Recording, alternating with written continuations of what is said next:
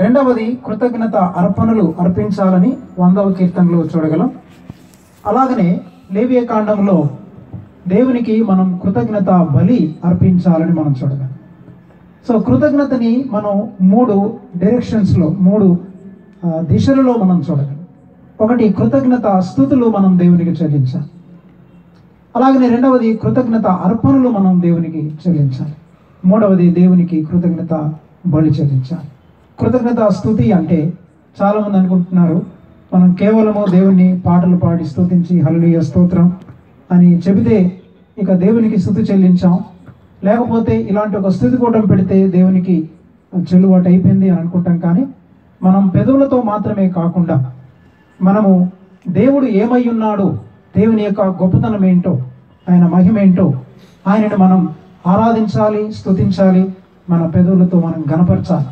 అంతటి ఆగిపోవద్దు. కానీ రెండవది ఏంటంటే మనం కృతజ్ఞత అర్పణలు అర్పించాలి. ఈ అర్పణ అనేటువంటిది దేవునికి మన భౌతికమైనటువంటి వనరులు కూడా మనం దేవునికి ఇవ్వాలి. మూడవది ఏంటంటే కృతజ్ఞత బలి. అక్కడితో ఆగిపోకుండా ఈ బలి అంటే ఏంటంటే రోమాపత్రిక 12వ అధ్యాయం 1వ వచనం ప్రకారము, కాబట్టి సజీవ యాగముగా మీ శరీరములను దేవునికి సమర్పించండి. అంటే మన శరీరాలనే మనం దేవునికి ఇవ్వాలి. అందుకని పాత నిబంధన గ్రంథమంతా మనం పరిశీలన చేస్తే దేవునికి మనం ఇవ్వాల్సింది భౌతికమైనటువంటివి. లేకపోతే దేవుడు నీ దశమ భాగం ఇవ్వమన్నాడు, నీ పొట్టేలు ఇవ్వమన్నాడు, నీ గొర్రె నివ్వు, నీ మేక నివ్వు, నీ పంటలో తొలి పంట నివ్వు, లేదా నువ్వు పండించేటువంటి భాగం పంట భాగం అంతట్లో నాకు అది కావాలి ఇది కావాలని దేవుడు మరి ఇశ్రాయేలు ప్రజలకు నేర్పించాడు. అయితే కానీ క్రొత్త నిబంధనకు వస్తే పాత నిబంధన గివింగ్ వేరు, క్రొత్త నిబంధన గివింగ్ వేరు. పాత నిబంధనలో ఇచ్చేటువంటి ఇవ్వడం అంతా భౌతికమైనవి దేవుడు కోరాడు. కానీ క్రొత్త నిబంధనకు వచ్చేసరికి ఇప్పుడు దేవునికి భౌతికమైనవి మాత్రమే కాదు, భౌతికమైనవి ఇస్తే ఇచ్చాము, అది రెండవ విషయం. కానీ అన్నిటికంటే ప్రాముఖ్యమైనది ఏంటంటే సజీవ యాగముగా మన శరీరములు మనం దేవునికి సమర్పించాలి. ప్రియమైన దేవుని బిడ్డలారా, చాలా మంది దేవునికి దశమ భాగాలు ఇవ్వండి అని బోధిస్తున్నారు, లేదా దశమ భాగాలు ఇస్తేనే సరిపుచ్చుకుంటున్నారు, దేవునికి ఇవ్వండి ఇవ్వండి అని కోరుతున్నారు. కానీ దేవునికి సజీవ యాగముగా మీ డబ్బు కంటే ప్రాముఖ్యంగా మీ యొక్క శరీరములు లేక మీ యొక్క హృదయము దేవునికి కావాలి అనేటువంటి బోధ ఈ రోజుల్లో చాలా తగ్గిపోయింది. ఎక్కడ చూసినా కానీ దేవునికి మీరు ఇది ఇవ్వండి అది ఇవ్వండి, లేదా చాలా మంది విశ్వాసులు కూడా మేము దేవునికి ఇల్లు ఇచ్చాము, పొలం ఇచ్చాము, స్థలం ఇచ్చాము, లేకపోతే మా బిడ్డలను కూడా సేవకి ఇచ్చామంటున్నారు. అసలు దైవ గ్రంథాన్ని మనం పరిశీలన చేసి చూస్తే క్రొత్త నిబంధన ప్రకారము ఏమంటే పాత నిబంధనలో దేవునికి మన బిడ్డలను సమర్పించడం అనేది ఉంది. కానీ క్రొత్త నిబంధనలు ఏమనుకుంటున్నారంటే ఇప్పటికీ ఆ పాత నిబంధన పద్ధతిని మన క్రైస్తవ లోకం పాటిస్తున్నారు. ఏంటో తెలుసా, క్రొత్త నిబంధన క్రైస్తవులు కూడా నా కొడుకు పుట్టగానే నేను దేవుని సేవకు సమర్పించానండి, లేదా నా కూతురు పుట్టగానే నేను దేవుని పరిచర్యకు సమర్పించానని అంటున్నారు.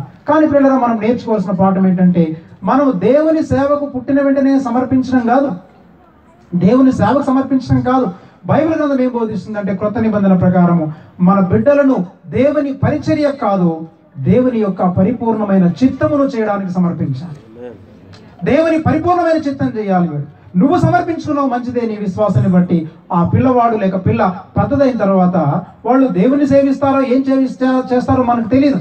అంటే దేవుణ్ణి సేవించడం అంటే ఏమనుకుంటున్నారంటే ఒక బోర్డు పెట్టి మినిస్ట్రీ పెట్టేసి సేవ చేయడం, పరిచర్య చేయడం, దేవునికి వాక్యం ప్రకటించడం, పాటలు పాడడం, చర్చలు కట్టడం అనుకుంటున్నారు. అది పరిచర్య కాదు. దేవునికి వాక్యం మనకి ఏం బోధిస్తుంది? క్రొత్త నిబంధన ప్రకారం పరిచర్య చేయండి, సేవ చేయండి అనేటువంటి మాటని మనం లోతుగా పరిశీలన చేస్తే మీ జీవితాలు దేవునికి సమర్పించుకోండి, దేవుని వాక్యానుసారంగా మీరు జీవించడం నేర్చుకోండి. అందుకే 1 యోహాను పత్రిక 2వ అధ్యాయం 6వ వచనం ప్రకారం మనం చూడగలిగితే చూడండి, అక్కడ చాలా చక్కటి మాటలు మీకు జ్ఞాపకం చేస్తాను. చూడండి 1 యోహాను పత్రిక 2వ అధ్యాయం 6వ వచనం. ఈ రోజున మనం క్రైస్తవులమని ఏ విధంగా లోకానికి తెలియపరచబడాలి? చాలా మంది లోకానికి క్రైస్తవులమని ఏ విధంగా తెలియపరచుకుంటున్నారు అంటే వారు చేస్తున్నటువంటి పరిచర్యని బట్టో, లేకపోతే వారు పెట్టుకున్నటువంటి టైటిల్స్ని బట్టో, లేకపోతే వారికి ఉన్నటువంటి గొప్ప బంగ్లాలను బట్టి, లేకపోతే వారికి ఉన్నటువంటి గొప్ప వనరులను బట్టి వారు దేవుని బిడ్డలుగా చెప్పుకుంటున్నారు. కానీ దైవ గ్రంథం అందుకు భిన్నంగా మాట్లాడుతుంది.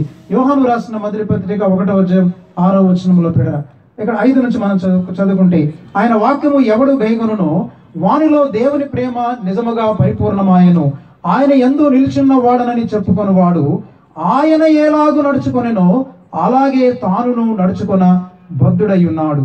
మనం ఆయన యందు ఉన్నామని దీని వలన తెలుసుకొనుచున్నాం. మనము దేవుని బిడ్డలమని, మనము దేవునిలో ఉన్నామని దేని వల్ల తెలుసుకోగలమంటే మనం పాడే పాటలను బట్టి కాదు, మనం వేసుకునే బట్టలను బట్టి కాదు, మనం చేసే పరిచర్ని బట్టి కాదు, మనం చేసే ప్రసంగాన్ని బట్టి కాదు, మన యొక్క ఆరాధనను బట్టి కాదు, మన యొక్క చర్చ నిర్మాణాన్ని బట్టి కాదు.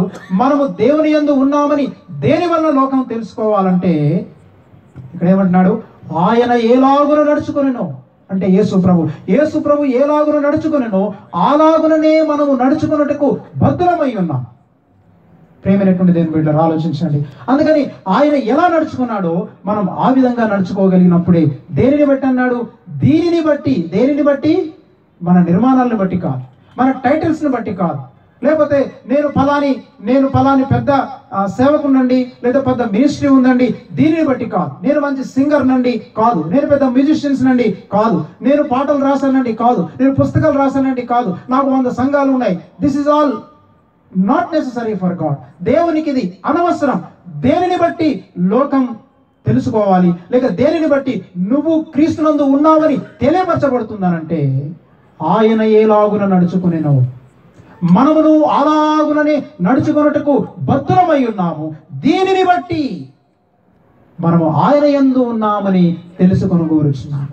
ప్రేమైనటువంటి దేవుని బిడ్డలారా, మనం అనుకుంటున్నాం మనం దేవుల్లో ఉన్నాం అనుకుంటున్నాం, కానీ ప్రియులారా మనము దేవుల్లో ఉన్నవారమా కాదని తెలుసుకోవాలంటే మనము క్రీస్తులాగా నడుస్తున్నామా? కొంతమందిని అడిగినప్పుడు ఏమంటారంటే, క్రీస్తులాగా నడవడం అంటే ఆయన దేవుడు అండి నడిచాడు కాబట్టి మనం ఎక్కడ నడవగలమండి అంటారు. అంటే వీళ్ళు బైబిల్ సరిగా చదవట్లేదన్నమాట. అందుకని యేసు ప్రభు ఆయన పరిపూర్ణమైన దేవుడు, ఆయన పరిపూర్ణమైనటువంటి మానవుడు. ఈ లోకానికి యేసు ప్రభు ఎందుకు వచ్చాడంటే మానవుడు ఎలా జీవించాలో చూపించి నేర్పించడానికి ఈ లోకానికి వచ్చాడు. ఇంకో విషయం నేర్చుకోవాలి, మనం యేసు ప్రభులాగా జీవించినంత వరకు, మనం యేసుక్రీస్తులాగా ఈ లోకంలో బ్రతకనంత వరకు మనం పరలోక రాజ్యానికి ఎంత మాత్రం కూడా చేరలేము. చాలా మంది అనుకుంటున్నారు ఇదేదో పరలోకానికి టికెట్ అనుకుంటున్నారు. యేసు ప్రభు నమ్ముకొని నీళ్ళలో మునిగిపోతే సరిపోతుంది అనుకుంటున్నారు. బ్రదర్ పిఎస్ స్వామి గారు ఎప్పుడు ఒక మాట అంటుంటారు, పొడి పాపి తడి పాపి అనే మాట అంటుంటారు. అంటే పొడి పాపి వీడు నీళ్ళలో మునిగిన తర్వాత కూడా వీడు తడి పాపి అనమాట. అంటే పొడి తడి అంతే, పాపి మాత్రం కామన్ అనమాట. కానీ చాలా మంది జీవితంలో పొడి పాపులు తడి పాపులుగానే ఉంటున్నారు, కానీ పాపం పోయినటువంటి అనుభవం లేదు ఇక్కడ. అందుకని దేవుని యొక్క వాక్యం ఏం బోధిస్తుందనంటే ఆయన ఎలాగున నడుచుకునేనో మనం అందరమును అలాగుననే నడుచుకున్నట్టుకు బద్ధులమై ఉన్నాము. ఆ మానవుడిగా యేసు ప్రభు ఈ లోకానికి వచ్చి ఎలా జీవించాడో ఆయన జీవితాన్ని చూచి మనం నేర్చుకొని, తద్వారా మనం నేర్చుకోవడమే కాదు మన పిల్లలకు మనము నేర్పించడానికి బద్ధులమై ఉన్నాము. అందుకే బాలుడు నడవవలసిన త్రోవను వారికి నేర్పుము అన్న. బాలుడు నడవవలసిన త్రోవను వానికి నేర్పమనే మాటకి హెబ్రీ భాషలో చనక్ అనేటువంటి మాట వాడబడింది. ఈ చనక్ అనేటువంటి మాటకు అర్థం ఏంటంటే, ఒక వెదురు కర్ర ఉందనుకోండి, ఆ వెదురు కర్రని చాలా గట్టిగా కావలసినంత మేరకు దాన్ని ఒక ధనుస్సులాగా వంచుతారు చూడండి. పల్లెటూరులో కానీ మనం చిన్నప్పుడు ఈ ధనుసులాగా గట్టిగా దాన్ని కాల్చి ఆ బొంగు కనుక వంగకపోతే దాన్ని వేడి చేసి ఆ బొంగుని అలా ధనుస్సులాగా వంచుతారనమాట. అంటే ఇక్కడ ఏ పదం వాడాడంటే, మీ బిడ్డలు కనుక ఒకవేళ వారు కఠినమైన వ్యక్తులైతే, వాళ్ళలో మొండితనం ఉన్నట్లయితే, వాళ్ళలో స్టబర్నెస్ అనేది ఉన్నట్లయితే మీరేం చేయాలి? మీ బిడ్డలని ఇదిగో ధనస్సులాగా ఒక వస్తువుని ఏ విధంగానైతే మనం వంచుతామో ఆ విధముగా చిన్నప్పటి నుంచి మీ పిల్లలను ఒక ధనుస్సులాగా వంచండి. అంటే అర్థం ఏంటంటే, దేవుని వాక్యానికి అనుకూలముగా మీరు వారిని వంచండి. దేవుని యొక్క వాక్యానికి అనుకూలముగా మీరు వారిని వంచండి. ఈ రోజున ప్రియమైన దేవుని బిడ్డారా, ఇందాక బీకే రావు గారు కూడా మంచి తన హృదయ వాంఛని ఆయన చక్కగా చాలా స్ట్రైట్ ఫార్వర్డ్ గా చెప్పారు. ఈ రోజున చాలా మంది తల్లిదండ్రులు ఈ బిడ్డలని వంచాల్సిన రీతిగా వంచలేకపోతున్నారు. చాలా మంది తల్లిదండ్రులు బిడ్డలకు నేర్పించాల్సినవి నేర్పించలేకపోతున్నారు. చాలా మంది తల్లిదండ్రులు పిల్లలకు ఏం బోధించాలో వాటిని బోధించలేకపోతున్నారు. ఈ మధ్య మా స్నేహితుడు ఒక ఆయన ఒక ఊరు వెళ్ళాడు. వీళ్ళు అడిగాడు అనమాట వాళ్ళని, మరి 1వ తిమోతి పత్రికకి 2వ తిమోతికి ఉన్నటువంటి తేడా ఏంటంటే, వాడు పిల్లోడు చెప్తున్నాడు, సండే స్కూల్ పిల్లోడు, వాళ్ళిద్దరు కవల పిల్లలు సార్ అన్నారు. ఏమండి 1వ తిమోతి 2వ తిమోతి కవల పిల్లలట. అంటే మన బైబిల్ పరిజ్ఞానం ఎంత ఉందో ఆలోచించండి మన బిడ్డలకి. ప్రియులారా చూడండి, ఈ దేవుని యొక్క వాక్యానుసారంగా మనం వాళ్ళని వంచడం నేర్చుకోలేకపోతున్నాం. అయితే వాళ్ళని వంచాలంటే ముందు మనం వంగాలి. ఏమండి, మనం వారిని వంచాలంటే ముందు మనం దేవుని సన్నిధిలో అణచివేయబడాలి. మనం విరిగనలిగినటువంటి హృదయం కలిగి జీవించాలి. అందుకే దేవుని యొక్క వాక్యం ద్వారా ఈ రాత్రికాల సమయంలో నేను చెప్పాలనుకున్నటువంటి అంశం ఏంటంటే, బాలుడు నడవవలసిన త్రోవను మనము వానికి నేర్పించాలి. నేర్పించాలి, ఏ త్రోవ నేర్పించాలి. చాలా జాగ్రత్త వినండి. ఒక 4-5 విషయాలు నేను జ్ఞాపకం చేసి ముగిస్తాను ప్రియులారా. ఏ త్రోవను నేర్పించాలి, కానీ ఈ రోజున తల్లిదండ్రులు ఏ త్రోవను నేర్పుతున్నారు.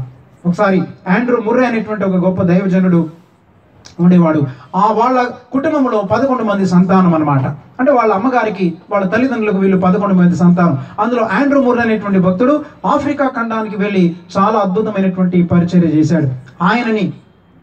ఆయన పరిచర్య, ఆయనతో పాటు ఉండేటువంటి తన అన్నదమ్ములు అక్కచెల్లెలందరూ కూడా చాలా గొప్ప పరిచారకులుగా దేవుని కొరకు చాలా నమ్మకంగా జీవించారు, చాలా అద్భుతంగా సాక్షులుగా బ్రతకగలిగారు. అప్పుడు ఈ ఆండ్రూ ముర్రే గారి తల్లిని కొంతమంది వచ్చి అడిగారట, ఇంటర్వ్యూ చేశారు. అమ్మా, మీ పిల్లలందరూ 11 మంది ఇంత గొప్ప దైవజనులుగా అయ్యారు, ఇంత గొప్ప మంచి నీతిపరులుగా జీవిస్తున్నారు, ఏంటి కారణం? మీ బిడ్డలకు ఎలా నేర్పించారు మీరు అని అడిగితే ఆ తల్లి చెప్పిన ఆన్సర్ ఏంటంటే, నేను ఎన్నడూ కూడా నా బిడ్డలకు మీరు ప్రార్థన చేయండి, మీరు మోకరించండి, మీరు బైబిల్ చదవండి, మీరు దేవునికి కానుకలు ఇవ్వండి, చర్చికి రండి అని ఎప్పుడు నేను బోధించలేదండి అని. మరి ఎలా బోధించాలో చెప్పండి అని అంటే ఆవిడ ఒకటే అన్నారట, ఏంటంటే, నేను నా పిల్లలు ప్రార్థన చేయాలని నేను తలంచినప్పుడు వారికంటే ముందు నేను మోకరించి ప్రార్థన చేసేదాన్ని. వారు నన్ను చూచి ప్రార్థించడం నేర్చుకున్నారు.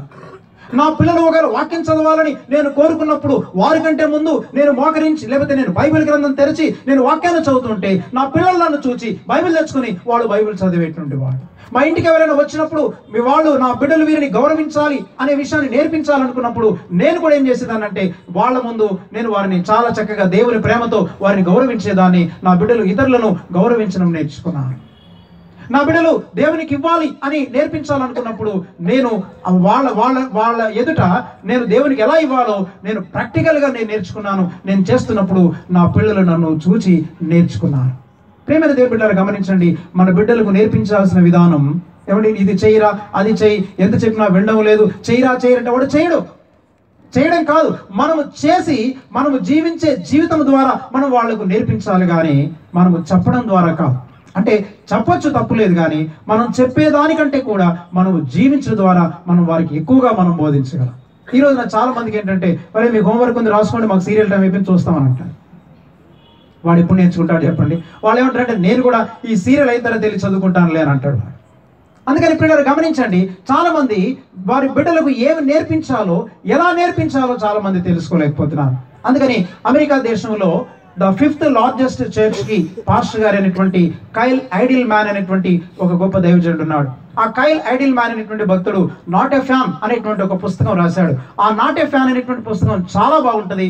అది ఇంగ్లీష్లో ఉంది. మీరు ఎవరైనా చదవాలనుకుంటే కనుక ఖచ్చితంగా అది మరి ఓఎంలో దొరుకుతుందో లేదో కానీ ఈ మధ్య ఒకటి దొరికింది.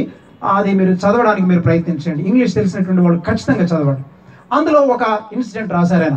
ఏంటంటే, అమెరికా దేశంలో ఉండేటువంటి ఒక ఆయన, పెద్ద ఆయన ఈ పాస్టర్ గారి దగ్గరికి వచ్చి అన్నారట, అయ్యా, మేము నా కుమార్తె విషయమే నాకు చాలా వేదనగా ఉంది. నా కుమార్తె చాలా దేవునికి దూరం అయిపోయింది. నా కుమార్తె ఇలా మారుతుందని నేను అనుకోలేదు. నా కుమార్తె ఈ విధంగా పరిస్థితి వస్తుందని నేను కూడా తలంచలేదు అని చెప్పి తన యొక్క ఆవేదనని ఆయన ఆ పాస్టర్ గారి ముందు వ్యక్తపరిచారట. ఏమన్నారంటే, అయ్యా, మరి నా కుమార్తె చిన్నప్పటి నుంచి కూడా చాలా భక్తిగా పెరిగింది, చాలా భక్తిగా పెంచాను. నేను పాటలు పాడేది, సండే స్కూల్కి వచ్చేది, చివరికి సండే స్కూల్ టీచర్ కూడా అయింది. కానీ తన టీనేజ్ 18 years 19 yearsకి వచ్చేసరికి, 19 ఏటా వచ్చేసరికి అమ్మాయి కంప్లీట్గా లోకములో పాపములో బ్రతుకుతుంది. ఎందుకు ఇలా అయిందో నాకు అర్థం కావడం లేదు. ఏంటి పరిస్థితి అని నేను ఆలోచించినప్పుడు ఎందుకో నాకు తోచట్లేదండి అని ఆ బోరున పాస్టర్ గారి దగ్గరికి వచ్చి ఏడుస్తున్నాడు. ఏడుస్తూ ఆయన ఒక మాట చెప్పాడు. ఏడుస్తూ ఆయనే ఆన్సర్ చెప్పాడు. అయ్యా, ఆయన చెప్పిన మాట నేను చదివినప్పుడు పిల్లలు నాకు చాలా ఆశ్చర్యం వేసింది. ఆ మాటలో నుంచి దేవుడు నాకు ఇంకొక 5-6 తలంపులు ఇచ్చాడు.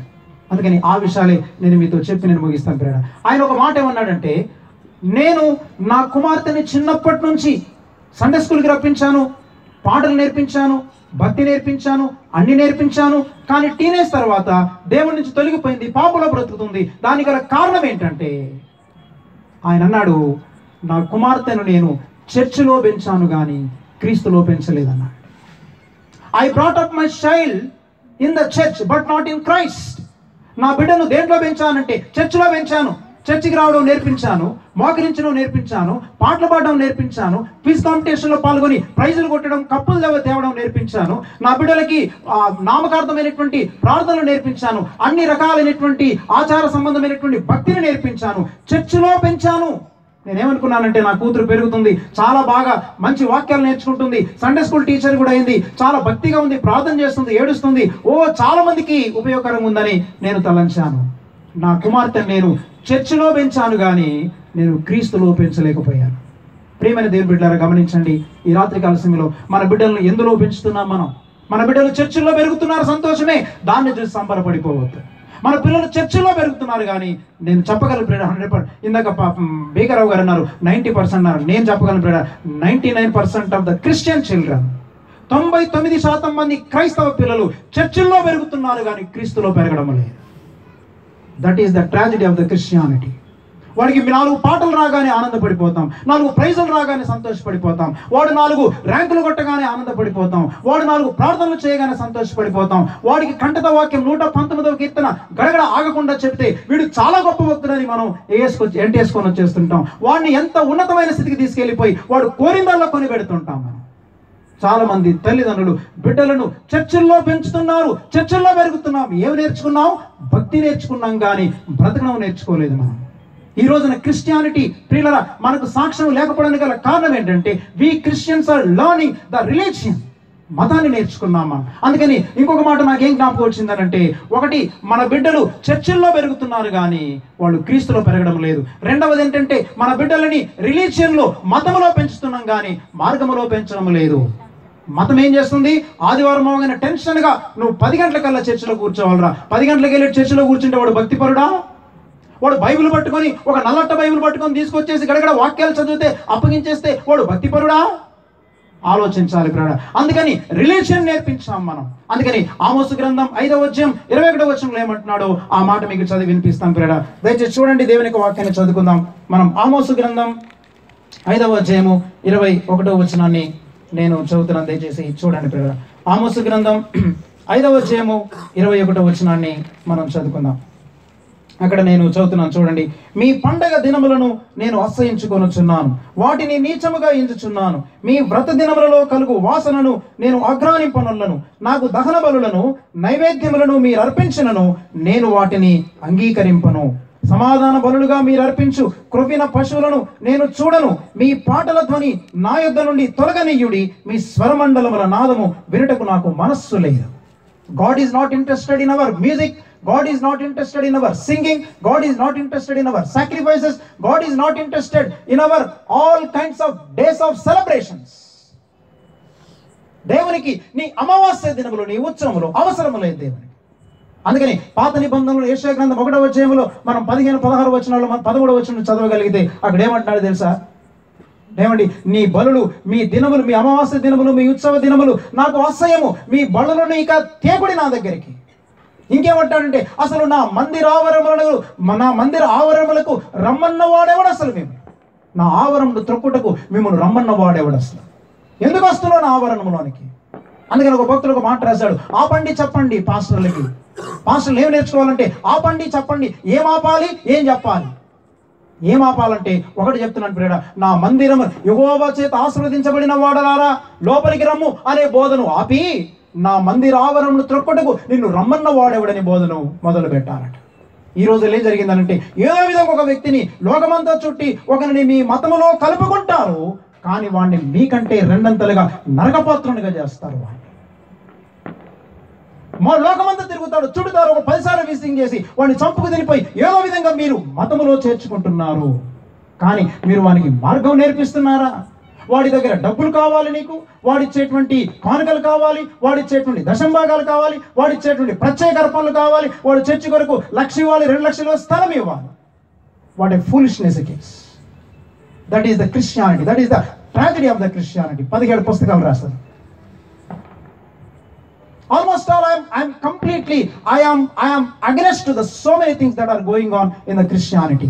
క్రైస్తవంలో జరుగుతున్నటువంటి అనేకమైనటువంటి దుస్థితులను బట్టి మై హార్ట్ ఈస్ బర్నింగ్. అందుకే నేను చాలా మీటింగ్స్ వెళ్ళట్లేదు. ఎందుకో తెలుసా? వెళ్తే బస్ట్ అయిపోతున్నాను. ఎందుకంటే ప్రియరా, మరి జోసెఫ్ నాకు మంచి క్లోజ్ తమ్ముడు కాబట్టి ఎన్నో సంవత్సరాల నుంచి పరిచయం కాబట్టి వచ్చాను నేను. ఎందుకు చెప్తున్నానంటే మనం నేర్చుకోవాలి ఈ విషయాలు.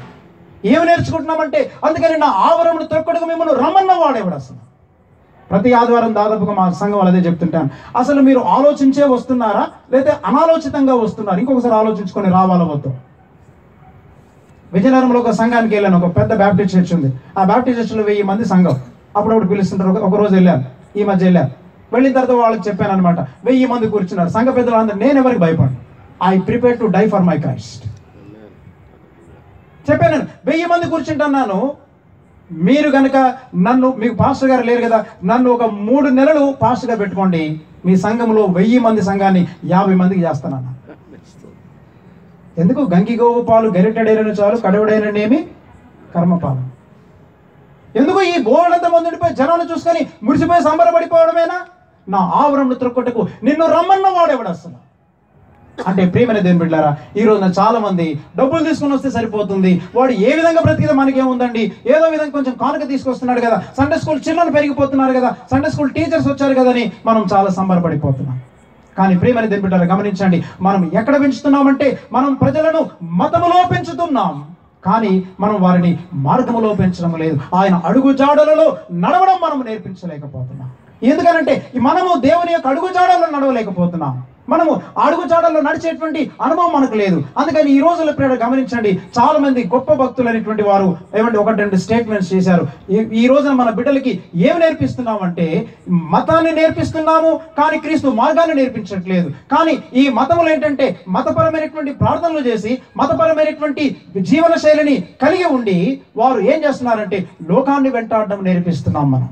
చాలా మంది, కొంతమంది, దయచేసి నన్ను తప్పుగా అర్థం చేసుకోవద్దు, మీరు అర్థం చేసుకుని నేను ఏం చేయలేను. చాలా మంది పిల్లలు వాళ్ళ తల్లిదండ్రులు వాళ్ళ పిల్లల్ని, మా అబ్బాయి అమెరికా వెళ్ళాడండి, అమెరికాకు వెళ్ళినటువంటి పిల్లలు ఉన్నారు, కానీ మా అబ్బాయి ఆఫ్ఘనిస్తాన్ వెళ్ళాడండి అని చెప్పేటువంటి తల్లిదండ్రులు. ఎంతసేపు చూసినా దేవునికి అమెరికా, ఇంగ్లాండ్, ఆస్ట్రేలియా ఈ దేశాలే దేవునికి కనబడతాయా? దేవునికి క్షమించిన ఆ బిడ్డలకి అవే కనబడతాయా? దేవుడు ఆ మార్గాల్లో చూపిస్తాడా?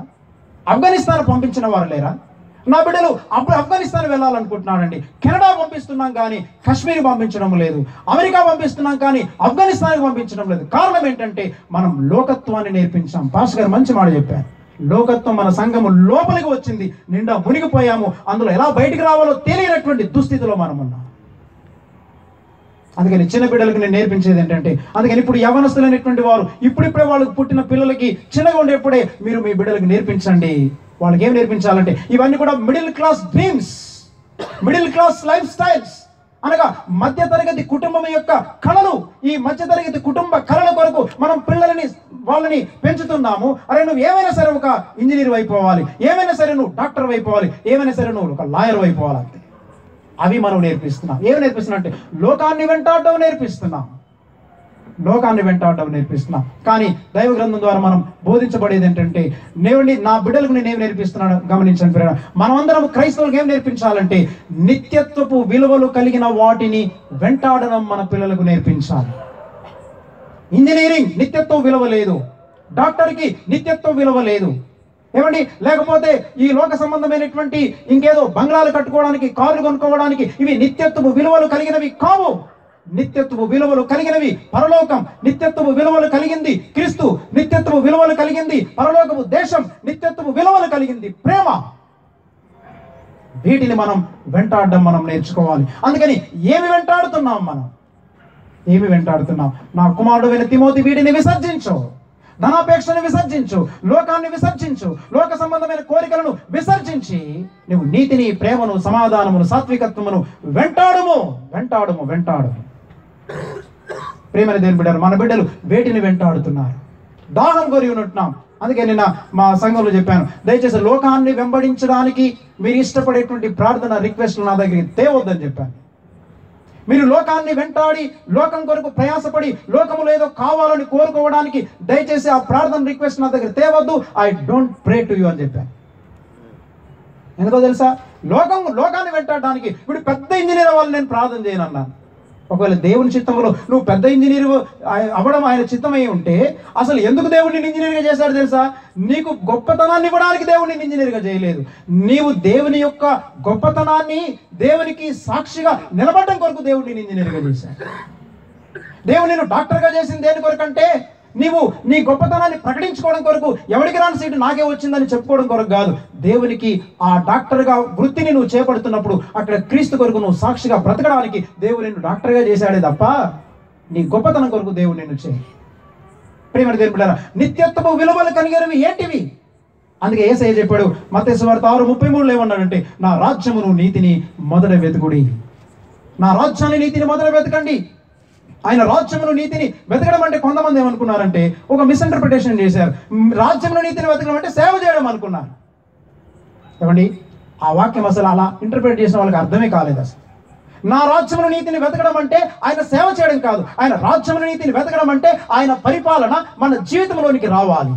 ఆయన మనల్ని పరిపాలించనివ్వాలి. ఆయన మన జీవితంలోనికి వచ్చి మనల్ని పరిపాలిస్తూ ఉండాలి. మనం ఏ విషయాలు లోబడలేకపోతున్నామో లోబడనటువంటి విషయాలని వాటిని పట్టి క్షణక్ చేసి వాటిని వంచి ప్రభు పాదాల దగ్గరికి తీసుకొచ్చి ఆయన పరిపాలన మన జీవితంలో పెరగాలి, మన బిడ్డల జీవితంలో పెరగాలి. That is the seeking fast the Kingdom of God and his righteousness.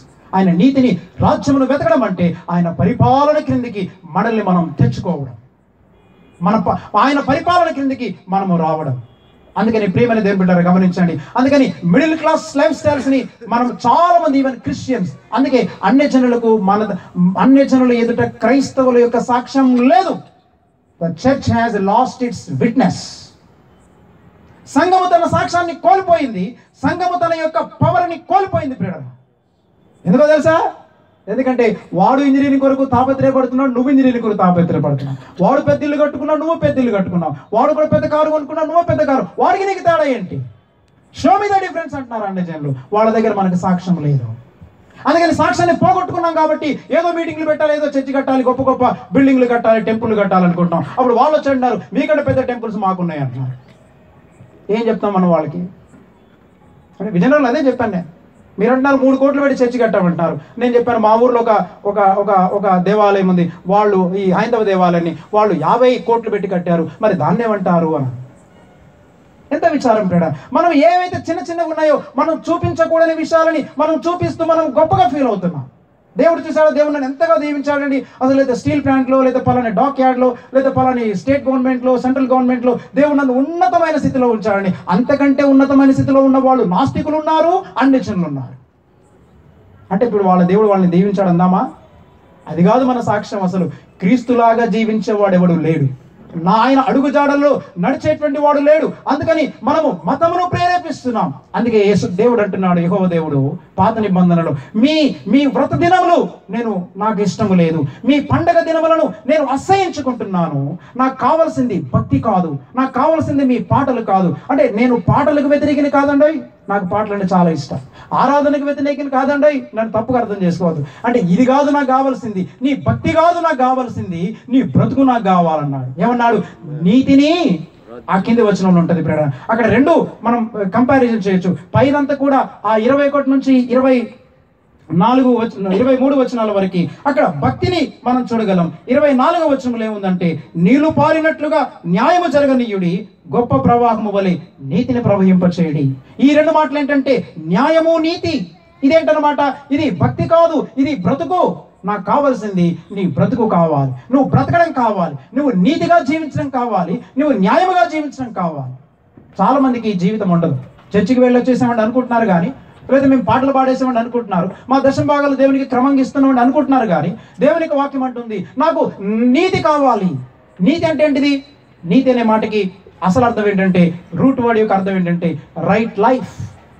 Right life అంటే నీతి అంటే నీ ఐస్ రైట్గా ఉండాలి, నీ రిలేషన్షిప్స్ అంటే నీ సంబంధ బాంధవ్యాలు, నీ భార్యతో రైట్ రిలేషన్షిప్ కలిగి ఉండాలి, నీ భర్తతో రైట్గా జీవించాలి, నీ బిడ్డలతో రైట్గా ఉండాలి, నీ సేవకునితో రైట్గా ఉండాలి, నీ అన్నదమ్ములు అక్కచెల్లెలతో రైట్గా ఉండాలి. Where is the right life?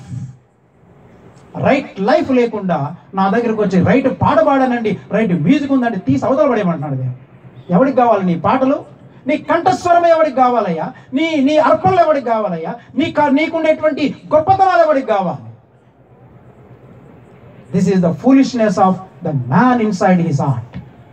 అందుకని మనకు క్రైస్తవం ఏం నేర్చుకుందంటే, ఎక్కడ చూసినా కానీ రిలీజియన్ రిలీజియన్ రిలీజియన్, మతమును నేర్చుకున్నాం, మన బిడ్డలకు మతాన్ని కూడా మనం బోధిస్తున్నాం. పొద్దున్న లేచిన వెంటనే ప్రార్థన చేయాలరా, మంచిదే, గుడ్ హ్యాబిట్, కానీ అందరితోనే సంతృప్తి పడిపోతున్నాం. వాడు ప్రార్థన చేస్తే చాలు, నా బిడ్డలు పెరుగుతున్నాం అనుకుంటున్నాం మనం. కానీ ప్రియులారా, మనం వాడిని ఎక్కడ వేస్తున్నామంటే మతంలో పెంచాం, కానీ మార్గంలో పెంచట్లేదు. క్రీస్తులాగా నడవడం నేర్పించాలి, యేసు మాట్లాడినట్టుగా మాట్లాడడం నేర్పించాలి, యేసు ప్రేమించినట్లుగా ప్రేమించడం నేర్పించాలి. యేసు నీతిని ప్రేమించి ఆయన దుర్నీతిని ద్వేషించినట్లుగా మన బిడ్డలు పాపం వచ్చినప్పుడు దాన్ని ద్వేషించడం మన బిడ్డలకు నేర్పించాలి. యవనస్తున్నటువంటి యోసేపు ఏమండి పొతీఫర్ యొక్క భార్య దగ్గర నుంచి పారిపోయినట్లు దైవ గ్రంథం చెప్తుంది. యాక్చువల్గా పొతీఫర్ యొక్క భార్య దగ్గర నుంచి యోసేపు పారిపోలా. యోసేపు ఎక్కడి నుంచి పారిపోయాడంటే, యోసేపు తన యవ్వనేచ్ఛల నుండి పారిపోయాడు. పొతీఫర్ భార్య కాదు, తన యవ్వనేచ్ఛల నుంచి పారిపోయాడు.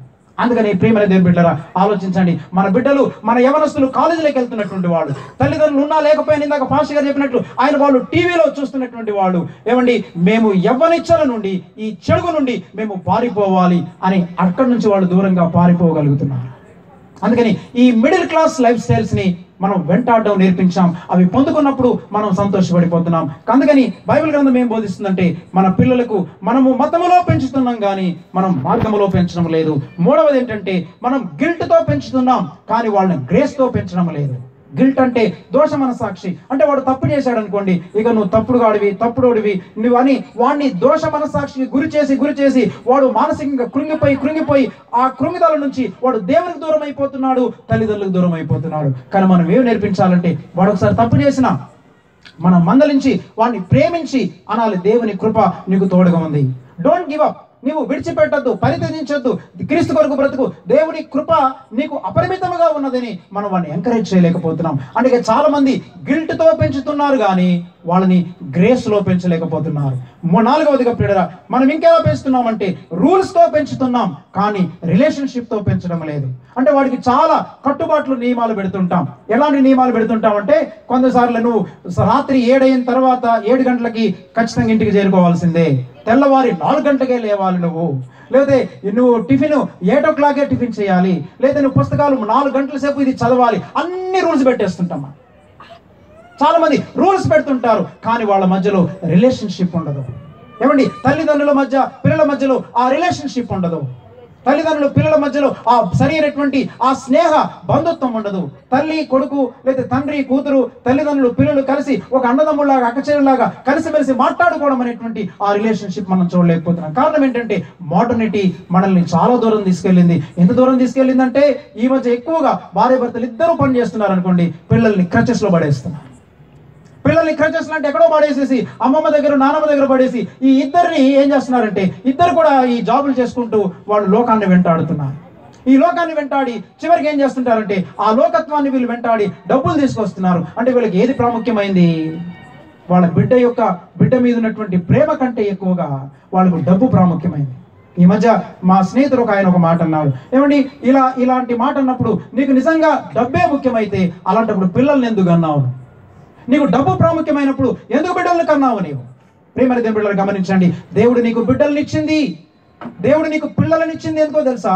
గాడ్లీ చిల్డ్రన్గా పెంచడానికి, రాబోయే తరానికి సాక్షులుగా ఉండడానికి, రాబోయే తరానికి ఒక మంచి తిమోతి వంటి, పౌలు వంటి భక్తులను, సమూయేలు వంటి భక్తులని మనము మన రాబోయేటువంటి తరానికి అందించడానికి దేవుడు మనకు బిడ్డలను ఇచ్చాడు. అంతే తప్ప బిడ్డలను ఇచ్చినందుకు మీరు ఇంజనీర్లను చేసుకోండి, డాక్టర్లను చేసుకోండి, గొప్ప వ్యక్తులు చేసుకోండి, కలెక్టర్లను చేసుకోండి, లేకపోతే మీరు న్యాయవాదులుగా చేసుకోండి, లేదా ఉన్నతమైనటువంటి ఒక రాజకీయ నాయకులుగా చేసుకోండి అనే ఉద్దేశంతో దేవుడు మనకు బిడ్డలను ఇవ్వలేదు. దేవుడు మనకు బిడ్డలను ఇచ్చింది దేని కొరకంటే, దేవుని రాజ్యం కొరకు, దేవుని నీతిని వెంటాడి, దేవుని యొక్క సాక్ష్యమును, దేవుని కొరకు సాక్షులుగా రాబోయే తరానికి నిలబడేటువంటి ఒక జనాంగముగా తయారు చేయడానికి దేవుడు మనకు బిడ్డలను ఇచ్చాడు. నీ బిడ్డలను, నా బిడ్డలను, మన బిడ్డలను మనం ఏ విధంగా పెంచుతున్నాం ఆలోచించాలి.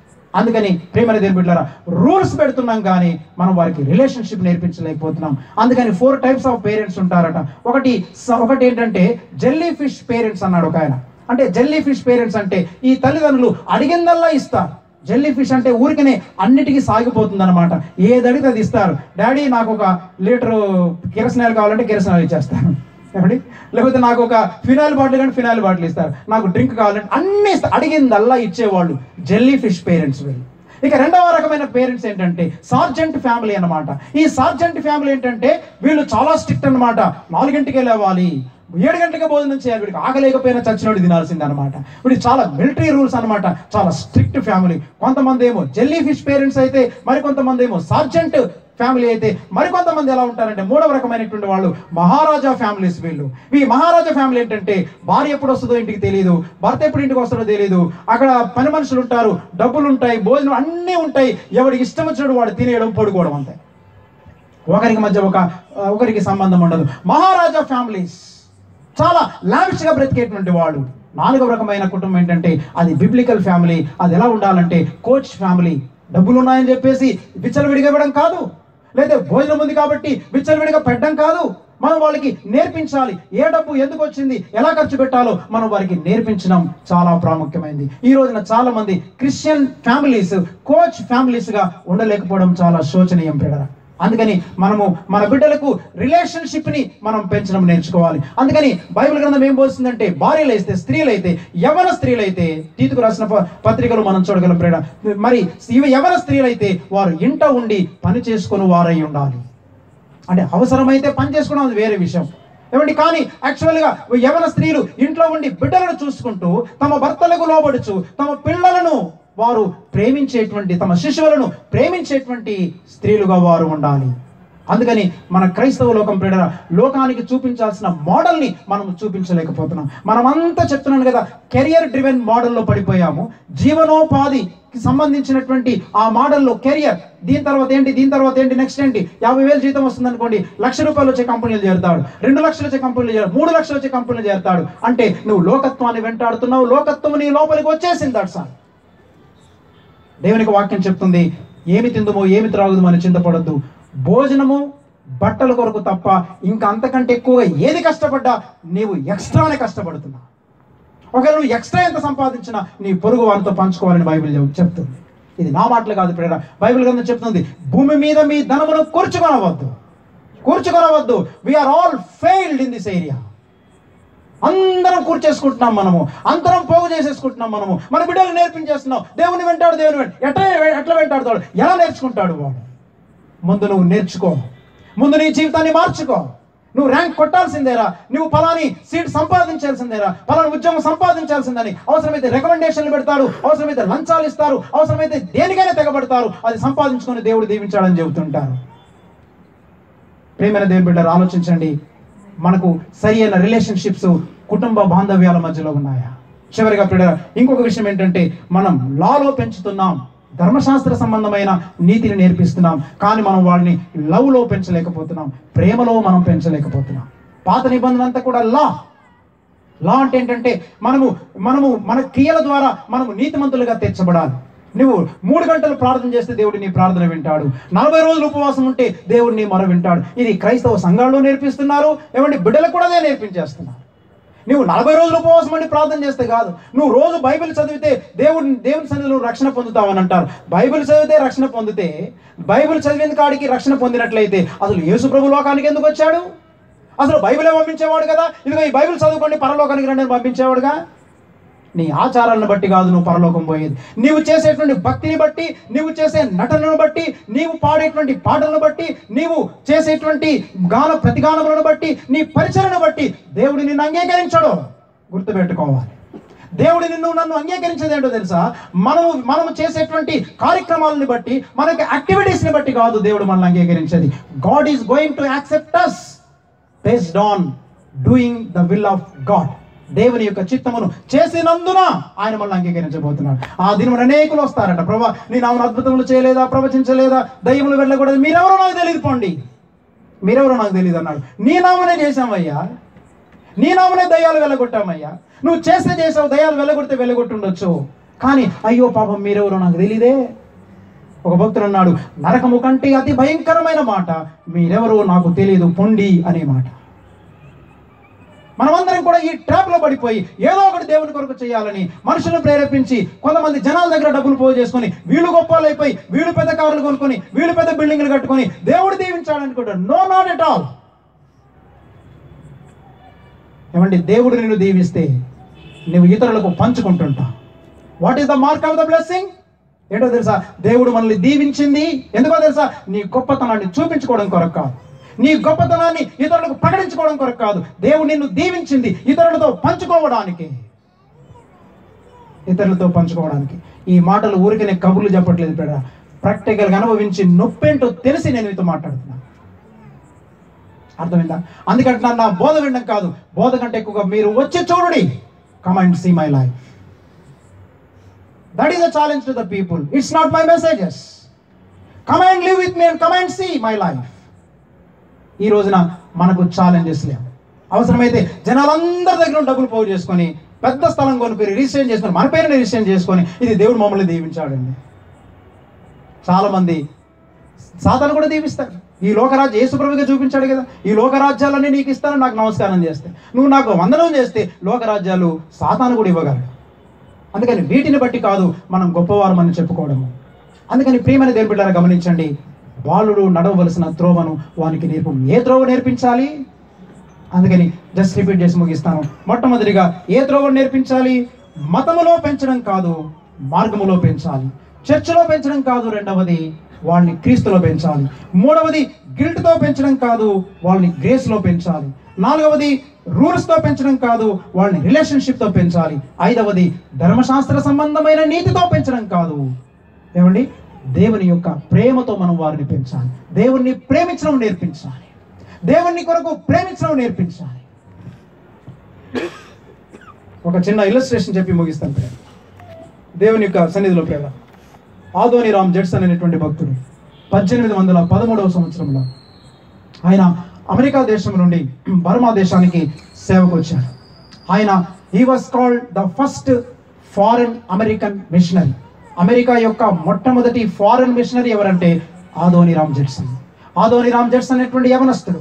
ఆయనకు 21 సంవత్సరాల వయసు ఉన్నప్పుడు 1813వ సంవత్సరంలో యానీ అనేటువంటి ఒక అమ్మాయిని ప్రేమించాడు. అమ్మాయిని ప్రేమించి అమ్మాయిని వివాహం చేసుకుని బర్మా దేశానికి మిషనరీగా వెళ్దాం అనుకున్నాడు. బర్మా దేశానికి మిషనరీగా రావాలనుకున్నప్పుడు తాను చేసుకోబోయేటువంటి అమ్మాయి యొక్క నాన్నగారికి ఒక ఉత్తరం రాశాడు. ఏం రాశాడు తెలుసా? ఏమండి, ఆ ఉత్తరం మీరు చదవడం, అది నా దగ్గర ఉంది. ఆ లెటర్ని కనుక మనం చదివితే ఆ లెటర్ మనల్ని చాలా మందిని ఛాలెంజ్ చేస్తుంది. మనం సవాలు చేపట్టడం మనకి ఇష్టం ఉండదు. మనల్ని చాలా దువ్వే వాళ్ళు కావాలి, మనల్ని మెచ్చుకునే వాళ్ళు కావాలి, మనల్ని పొగడే వాళ్ళు కావాలి. మనల్నంతా కూడా ఎవరు తిట్టకూడదు, పాస్ గారు తిట్టవద్దు, ఎవరు అనొద్దు, ఏమనొద్దు. మనల్నంతా బ్రదర్ మీరు చాలా గొప్పవాళ్ళు, అమ్మ మీరు గొప్పవాళ్ళు అని మనం పొగుడుతుండాలి. కానీ అందులో ఆ రాసినటువంటి ఉత్తరంలో ఏం రాశాడంటే, అంకుల్ మీ అమ్మాయిని నాకు ఇవ్వాలనుకుంటే కండిషన్స్ ఇవి. ఈ రోజుల్లో యవనస్తులు రాసే ఉత్తరాలు ఎలా ఉంటాయి? మీ అమ్మాయి నాకు ఇవ్వాలంటే 4 లక్షలు 5 లక్షలు కట్నం ఇవ్వాలి, ఒక కారు కొని పెట్టాలి, ఒక బండి కొని పెట్టాలి, లేకపోతే నాకు ఫలాని బంగారు ఉంగరం పెట్టాలి, డైమండ్ ఉంగరం ఇవ్వాలి నాకు అని రకరకాల కండిషన్స్ పెడుతుంటారు. లేకపోతే నాకు ఇది కావాలి అది కావాలని ఏదో కండిషన్స్. అట్లీస్ట్ అన్ని లేకపోయినా కనీసం పెళ్లి ఖర్చులకైనా ఒక 2-3 లక్షలు ఇవ్వండి, ఒక 4 లక్షలు ఇవ్వండి, కండిషన్స్ పెడుతుంటాము. కానీ ఇప్పుడు గమనించండి, Adoniram Judson guided by the Holy Spirit of God, పరిశుద్ధాత్మ ద్వారా ప్రేరేపించినప్పుడు తన మామగారితో చెప్పింది ఏంటంటే, మామగారండి మీ అమ్మాయిని నాకు ఇవ్వాలనుకుంటే ఫస్ట్ కండిషన్ ఏంటంటే, మీ అమ్మాయి నాతో వస్తున్నప్పుడు షిప్లో వస్తున్నప్పుడు ఆ షిప్లో అనేకమైనటువంటి కష్టాలు ఉంటాయి. భోజనం ఉండకపోవచ్చు, లేకపోతే వాతావరణం సరిగా ఉండకపోవచ్చు. దానికి మీరు సమ్మతిస్తున్నారా? రెండవది, ఇండియాకు వెళ్ళిన తర్వాత, బర్మాకు వెళ్ళిన తర్వాత, బర్మా దేశంలో మాకు హింసలు రావచ్చు, మమ్మల్ని కొట్టచ్చు, గాయపరచబడవచ్చు. మీ అమ్మాయి గాయపరచబడడానికి కొట్టబడడానికి మీరు ఇష్టమేనా? మూడవది ఏం రాశాడంటే, ఈవెన్ మీ అమ్మాయి మరణిస్తుంది, చచ్చిపోద్ది, అవసరమైతే ఆ చావడానికి కూడా మీరు ఇష్టమేనా? మీరు సమ్మతిస్తున్నారా? అట్లయితే మీ అమ్మాయి నాకు ఇవ్వండి, లేకపోతే అక్కర్లేదన్నాడు. ఆ అన్ని కండిషన్స్కి మామగారు ఒప్పుకున్నారు, యానీ ఒప్పుకుంది. యానీ ఈ కండిషన్స్ ఒప్పుకొని నా ప్రేమికుడైనటువంటి ఆడోనిరామ్ జడ్సన్ దేవుని కొరకు ఎలా జీవించాలనుకుంటున్నాడు, నేను కూడా అలానే జీవిస్తానని తీర్మానం చేసుకుంది. తల్లిని తండ్రిని విడిచిపెట్టేసింది. ఏమండి, జడ్సన్తో కలిసి బర్మా దేశం వచ్చారు వాళ్ళు. ఆయన దాదాపు 36 సంవత్సరాల కాలం పాటు పరిచర్య చేశాడు బర్మా దేశంలో. ఆయనకి చాలా కష్టాలు ఉన్నాయనుకోండి, అవన్నీ ఇప్పుడు చెప్పడానికి టైం లేదు. కానీ ఒకే ఒక విషయం చెప్తాను, ఆయన నేటి దినమున బర్మా దేశంలోనికి వచ్చి బర్మీస్కి బైబిల్ని తర్జుమా చేశాడు, బర్మాకి గ్రామాన్ని కనిపెట్టాడు. బర్మా దేశంలో ఈ రోజున ప్రియులారా దాదాపు 3500 సంఘాలు ఆడోనిరామ్ జడ్సన్ ద్వారా ఆరంభించబడ్డాయి. నేటికి ఏదైనా సంఘం ఉంది అని అంటే అది ఆడోనిరామ్ జడ్సన్ యొక్క త్యాగం ఫలితంగా పుట్టినటువంటి సంఘమే. బిడ్డలకు ఏమి నేర్పిస్తున్నాం? మరే కట్నం తీసుకోవాలని నేర్పించేస్తున్నాం. కట్నం లేకపోతే రానివద్దురా, అమ్మాయి సరిగా సారి సామాన్ తీసుకురాకపోతే రానివద్దురా అని అంటున్నాం మనం. మీరు నన్ను క్షమించగలిగితే ఒక కఠినమైన మాట కూడా చెప్పాలనుకుంటున్నాను. నేను చేసుకున్న తీర్మానం మీరు చేయాలని నేను చెప్పట్లేదు. ఎవడైనా నా దగ్గరికి వచ్చి కట్నం పేరెత్తితే కనుక ఏమండి, నేను వాడికి సారి సామాన్ అడిగితే సారి అడిగిన వాడికి పాడి కట్టిస్తానని చెప్పాను మా బైబిల్ క్లాస్. సారి అడిగిన వాడికి ఇదే కట్టిస్తాను. పిల్లలకు వాళ్ళకి పెళ్ళిళ్ళు కాకపోయినా పర్వాలేదు. This is my stand. May the lord help me. పిల్లలు మనం నిలబడలేకపోతున్నాం. అమ్మో కూతురికి పెళ్ళి అయిపోదేమో, ఏమైపోద్దో. ఏమండి, జోసెఫ్కి మరి ఆడపిల్లలకి పెళ్లి అవ్వకుండా ఉన్నాయా? నీతిమంతుని సంతానము విడవబొట్టయ్యాను, అతని సంతానము భిక్షమెత్తుడు నేను చూడలేదు. నేను రావడం చూడగానే ఆశ్చర్యపోయాను. రేకుల షెడ్లో ఉన్నప్పుడు వచ్చాను తమ్ముడి దగ్గరికి. ఏమంటే 2 కార్యక్రమాలు చేశాను. దేవుడు నీతిమంతుని కుటుంబాన్ని విడిచిపెట్టాడు దేవుడు మనల్ని. దేవుడు తన నామ మహిమార్థమై మనల్ని దీవిస్తాడు, మనల్ని ఆశీర్వదిస్తాడు. అంత మాత్రం కాదు, మనల్ని సాక్షులుగా నిలబెడతాడు దేవుడు. మనం అడుక్కునే స్థితికి ఎన్నడూ తేడు దేవుడు మనల్ని. మనకు బంగ్లాలు ఉండకపోవచ్చు, మనకు మేడ మిద్దెలు ఉండకపోవచ్చు, కారు ఉండకపోవచ్చు, పెద్ద ఉద్యోగాలు ఉండకపోవచ్చు, కానీ నువ్వు 10 మందికి పెట్టే హస్తముగా దేవుడిని ఉంచుతాడు తప్ప ఒక వ్యక్తి దగ్గర చెయ్యి చాపే వ్యక్తిగా నిన్నెన్నడూ ఉంచడు. Because our God is a God of all the universe. ప్రపంచవ్యాప్తంగా విశ్వమంతటికి ఆయన దేవుడై ఉన్నాడు. యుగ యుగములు తరతరములు మన దేవుడై ఉన్నాడు. అందుకని బాలుడు నడవలసిన త్రోవను వానికి నేర్పుము, వాడు పెద్దవాడైనప్పుడు ఏమవుతాడట? దాని నుండి తొలగిపోడు. తెలుగు బైబిల్ ఎలా ఉందంటే దాని నుండి తొలగిపోడు అని ఉంది. ఒక నిమిషం రానన్నా, జస్ట్ ఒక నిమిషం. వీడు పెద్దవాడైనప్పుడు వాక్యం నేను చేయబట్టుకున్నాను. పెద్దవాడైనప్పుడు దాని నుండి తొలగిపోడు అంటే వీడు తొలగిపోడు అన్నట్టు బైబిల్లో ఉంది కదా. కానీ యాక్చువల్గా హీబ్రూ బైబిల్ ఎలా ఉందంటే వెళ్ళరా కూర్చో అంటే తిరిగిరా కూర్చో అంటే వాడు తొలగిపోయినా కానీ అసలు ఇలా తర్జుమా చేయబడి ఉండాలి. వాడు తొలగిపోయినా కానీ బైబిల్ వారిని తొలగనివ్వదు. వాడు పెద్దవాడైనప్పుడు దాని నుండి తొలగిపోడు కాదు. అసలు మనం ఇంకో ట్రాన్స్లేషన్ రాయాలి. తొలగిపోడు కాదు, వాడు పెద్దవాడైనప్పుడు దాని నుండి ఆ మార్గము నుండి దేవుడు లేక వాక్యము వానిని తొలగనివ్వదు. వాడు పోవాలనుకున్నా కానీ పోనివ్వదు వాక్యం. Hallelujah. That is the word of God. That is God, that is Christ. అలాంటి క్రీస్తు కృప ఇక్కడ చేరిన మనందరికీ దేవుడు సమృద్ధిగా దయచేయాలని కోరుతూ ఈ మాటలు ముగిస్తున్నాం. తల్లు వంచండి, చిన్న ప్రార్థన చేసుకుంటాం. ప్రేమైనటువంటి దేవుడు ఒక్క నిమిషం మనందరం కూడా